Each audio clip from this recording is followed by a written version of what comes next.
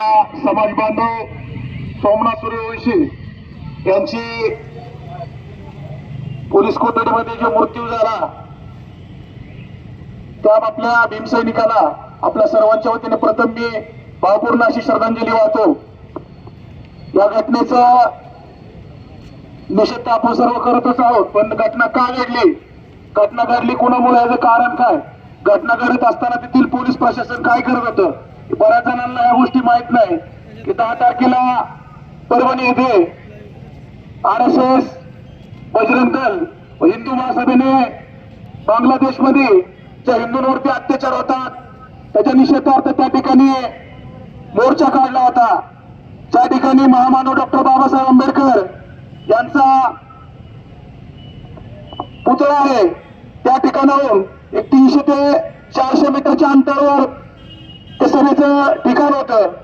त्या ठिकाणी ज्यांनी हिंदू महासभेच्या, RSSच्या, बजरंग दलाच्या व अन्य हिंदू संघटनेने मोर्चा काढला होता, हा विटंबना करणारा सोपान पवार नावाचा हरामखोर त्या निषेध मोर्चात सामील झाला। तो मनोवादी मनोरुग्ण असू शकतो का? त्या ठिकाणी त्यांची सभा संपल्यानंतर, तिथून सभा संपल्यानंतर त्याला बरं कळलं की डॉक्टर बाबासाहेब आंबेडकरांचं परभणी या ठिकाणी जिल्हाधिकारी यांच्या कार्यालयासमोर डॉक्टर बाबासाहेब आंबेडकरांचा पुतळा आहे, त्या ठिकाणी काचामध्ये संविधानाची प्रत त्या ठिकाणी ठेवली होती। त्या हरामखोरने अवलंबीला कसं कळलं की दगडाने तेच फोडले पाहिजे, अन्य मंदिर होते, अन्य महापुरुषांचे पुतळे होते, तर तिकडे का गेला नाही, यावरून आपल्या मनामध्ये एक संशय निर्माण होतो, एक भीती निर्माण होते की जाणून बुजून तर घडवायला लावलेलं नाही ना। त्या सभेमध्ये कोणाकोणाची भाषणं झालती हे तपासण्याचं काम तेथील पोलीस प्रशासनाचं आहे, महाराष्ट्र शासनाचं आहे। दंगलीचं कारण हे असेल ते या महाराष्ट्र शासनाने त्याचा सखोल चौकशी करून त्यांच्यावर कारवाई केली पाहिजे।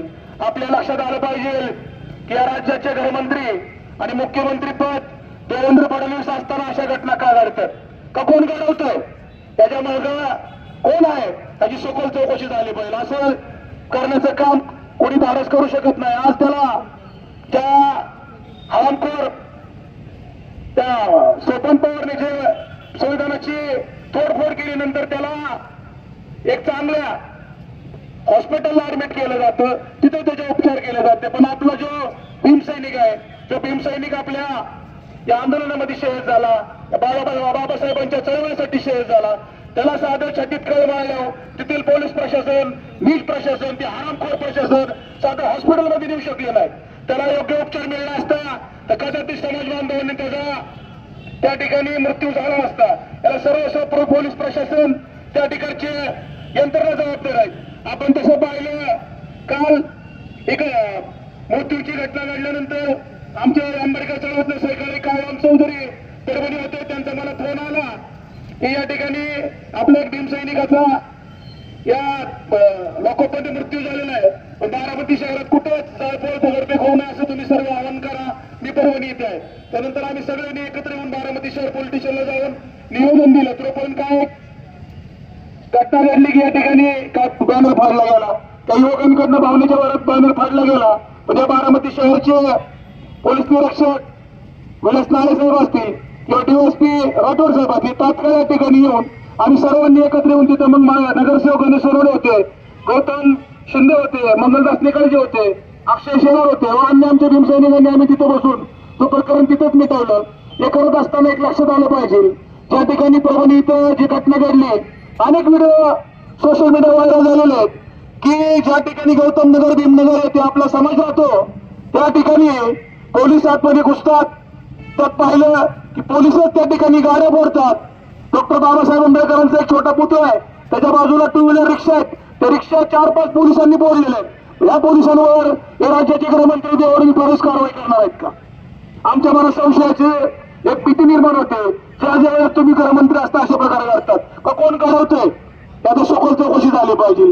या पोलिसांनी ज्या वेळेस आपल्या भीमनगर आणि गौतम नगर एरियामध्ये जाऊन लाठीचार्ज केला, त्यांच्या संग काय गुंडबी होते, पोलीस तिकडे मारून आपली लोक इकडे आल्यानंतर इकडे काय हरामखोर लोक आपल्या लोकांना मारत होते आणि पोलीस त्यांना संरक्षण देत होते। यावरून त्या भागाचे जे परभणी परिक्षेत्राचे उपमहानिरीक्षक आहेत शहाजी उमप यांच्यावरती नक्कीच संशयाची सोय निर्माण होते. या सगळ्या घटनेला हा तर जबाबदार नाही ना, हा तर त्या घटनेला खतपाणी घालत नाहीत ना. त्यांच्या संघ ज्यावेळेस भीमनगर गौतम नगर मध्ये ज्यावेळेस हे पोलीस गुटले त्यावेळेस त्यांच्या संघ लाठीचार्ज करणारे हे गुंड कोण होते, त्याची चौकशी कोण करणार, याची चौकशी झाली पाहिजे आणि त्याही हरामखोरांना कठोर शासन झालं पाहिजे. आपला एक भीमसैनिक ज्यावेळेस शहीद होतो त्यावेळेस त्या आयजी म्हणून जिथं काम करत असले शहाजी उमप त्यांना येऊन त्यांची सविस्तर थोडीशी माहिती देत असताना या समतेच्या लढ्यात बाबासाहेबांच्या संविधानाचं रक्षण करत असताना जो माझा मातंग समाजाचा बांधव शहीद झाला त्याची जात सांगायला लागते. यावरून या त्या ठिकाणचे जातीवादी आहेत त्याचं शहाजी म्हणून शहाजी उमप त्या जमिनी या ठिकाणी निषेध करतो. तू जात का सांगितली?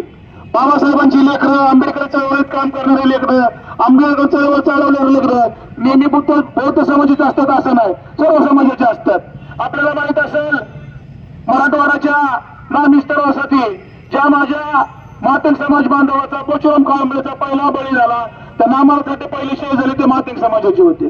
तुम्ही प्रशासनामध्ये असलेले पोलीस अधिकारी आहेत आमच्या जातीभेद निर्माण करताय. तुम्हाला सांगायचं होतं की जो तुमचा एक बांधव त्या आंबेडकर चळवळीत परभणीत शहीद झालेला आहे तो वडर समाजाचा आहे. मग या आंदोलनाची तुम्हाला धार कमी करायची होती. यात बौद्ध समाजाच्या व इतर समाजाच्या लोकांनी सामील होणं असे तुमच्या काय मनात होतं. अशा अनेक गोष्टी संशयाच्या निर्माण होत आहेत.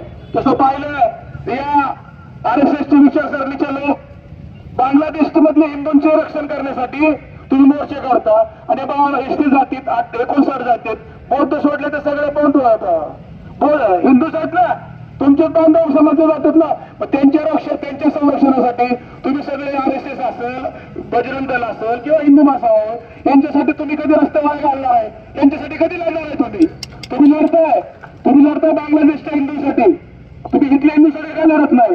या 59 जाती एसटीचे एकच बौद्ध समाज आहे आणि आम्ही डॉक्टर बाबासाहेब आंबेडकरांनी आम्हाला डॉक्टर तथागत गौतम बुद्धांचा विज्ञानवादी जन्म दिल्यामुळे आम्ही प्रत्येक गोष्टीची चिकित्सा करून मगच रस्त्यावर उतरतो.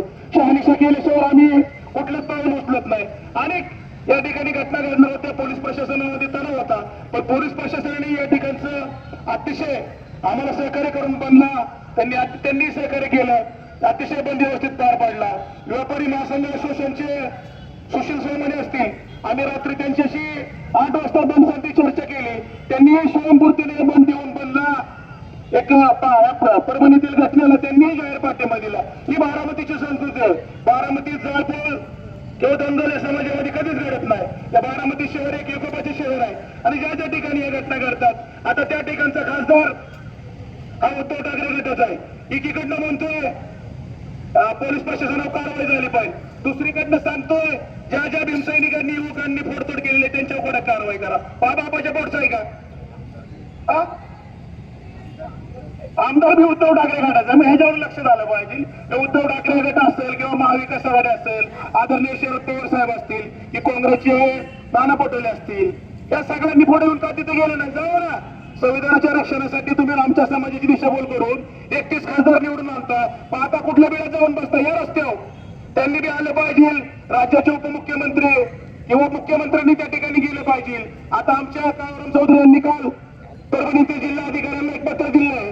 जो आमचा बांधव या ठिकाणी समतेच्या लढीत शहीद झालेला आहे सोमनाथ सूर्यवंशी त्याच्या कुटुंबाला 50 लाख रुपयाची मदत मिळावी यासाठी त्या ठिकाणी त्यांनी जिल्हाधिकाऱ्यांना निवेदन दिलेलं आहे आणि त्यांच्या कुटुंबातील एक जणाला सरकारी नोकरी द्या अशी त्यांनी एक निवेदन दिलं. मी हे आपला समाज असा जागृत आहे आणि माझ्या आंबेडकरी चळवळीतील सर्व धर्मातील लोकांना माझी विनंती असेल की आपण सगळे लहान लहान मुलं असतात काय असतील कोणी काय सांगतं जायफोड करा, फोडतोड करा, ही करा, ही बाबासाहेबांची चळवळ नाही. अन्यायाची विरोधात जरूर लढलं पाहिजे, रस्त्यावर उतरलं पाहिजे.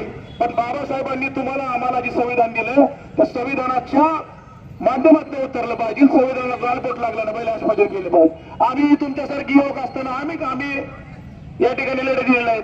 समतेच्या लढीत शहीद झालेले वालचंदनगर येथील आबा उमरे यांचे खुनाचं प्रकरण बारामतीच्या कोर्टात चालू असताना त्या ठिकाणी त्या शिवसेनेची काही लोक यायची निता आपल्या समाजाच्या लोकांना दमदाटी करायची. मग आम्ही सर्व लहान लहान असताना त्या ठिकाणी गेलो.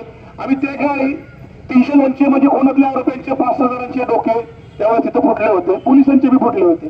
त्यावेळेस ती आम्ही मला कळलं होतं, पण ती चुकीची घटना घडली होती, पण त्यातनं आपल्या समाजाला न्याय मिळाला. पण कायदा हातात घ्यायचा नसतो. कायदा आपल्या बापाने तुम्हाला आम्हाला दिलेला आहे. कायद्याचं संरक्षण करणं तुमचं आमचं काम आहे, सर्वांचंच काम आहे. या ठिकाणी आपण बराच वेळ बोलत थांबलेलं, मी काही जास्त बोलणार नाही. प्रथम ज्या ज्या ठिकाणी अशा घटना घडतात, मग आपला आपला समाज असतो येऊन निषेध नोंदवतो. परभणी येथील जी घटना घडली त्या अतिशय व्हिडिओ बघितल्यानंतर डोळ्यात पाणी येतं. ज्या आया बहिणीची व्हिडिओ कावरांकडे व्हिडिओ आहेत, गावात घुसून ज्या लोकांच्या काही त्या आंदोलनाशी संबंध नव्हता, फक्त गौतम नगर, भीमनगर, डॉक्टर बाबासाहेब आंबेडकरांचा फोटो मारावा दिसला, घरात घुसून कुत्र्यासारखी मारून बाहेर काढलेले आहे. या मारणाऱ्या पोलिसांचा मी राज्याच्या गृहमंत्री व मुख्यमंत्री देवेंद्र फडणवीसचा मी निषेध करतो. मी आंबेडकरच्या वेळेचा कार्यकर्ता आहे, मी कोणाच्या बापाला देणार नाही. आणि या गोष्टीचा मी आपल्या समोर सर्वांच्या वतीने पुन्हा एकदा निषेध करतो. आणि या लढ्यासाठी आम्ही सर्वांनी तोपर्यंत आपल्या सोमनाथ सूर्यवंशीला न्याय मिळणार नाही, यासाठी असंच आंदोलन चालू आहे.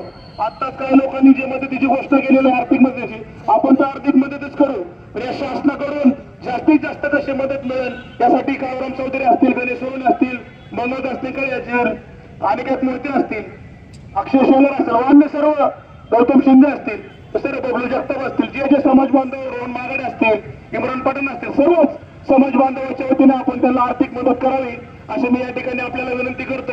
आणि त्या ठिकाणचा पाहिजे शहाजी उमप प्रांत, तिथला खासदार संजय जाधव, तिथला आमदार, हे सर्व दोन्ही उद्धव ठाकरे गटाचे आहेत. या घटनेच्या मागे तेही असू शकतात, याची सखोल चौकशी या प्रशासनाने करावी अशी मी त्यांना विनंती करतो.